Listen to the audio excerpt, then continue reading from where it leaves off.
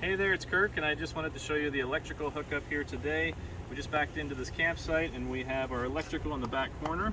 This one is an IBEX 20 BHS, and so this is a 30 amp connection here. This is part of what's important, and then the other part is over here, and that's the actual electrical panel.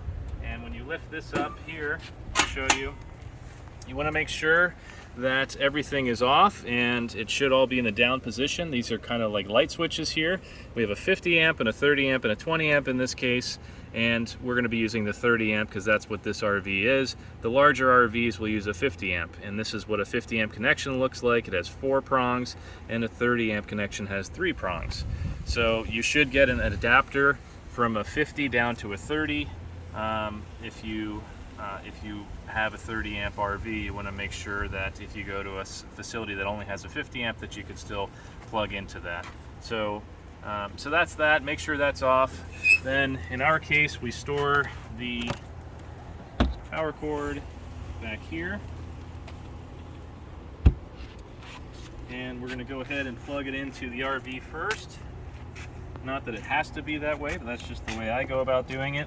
Now, you want to be mindful, you can't just push this straight in. You have to turn it a little bit counterclockwise first, then push it in, and then clockwise, and then you can go ahead and thread it on. I go reversed until I catch a thread, and then I go clockwise to get that on there. It doesn't have to be super tight. Drop that down, and then we want to make sure that this coil is out of the way, the electrical here, so no one trips on that.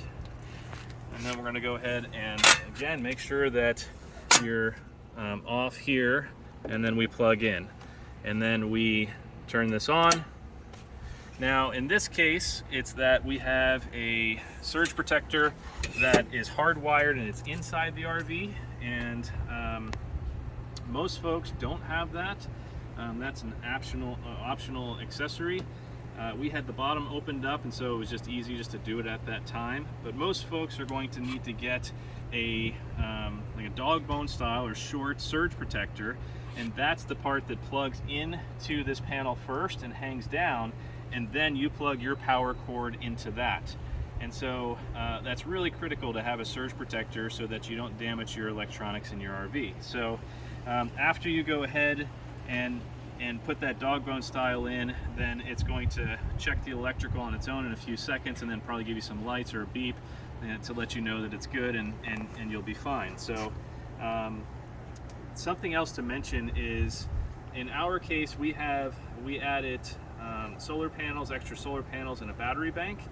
And I made the mistake one time of not actually flipping this on. I made the connection, but I didn't turn it on, and then I just assumed, oh, we're plugged into power, and then our power went out after several hours because we were running the AC unit, and it had drained our battery with it's lithium, and I have it kind of set so that it only drops to a certain point anyway, so it's fine. It didn't damage our batteries, but the lesson learned there is that I always, double check to make sure that this power is on after I've got the connection made, because if you've got the full bank, the full battery bank set up with the solar, and you're running your ACs, that battery bank is likely not going to be able to handle that, and you might have this illusion that you're plugged in. So you can check here, or you can check, probably even better, check on your app for your battery management system to determine that it's drawing power from this source rather than from the solar panels or the batteries themselves, so they don't get drained. So anyway, hope this video was helpful.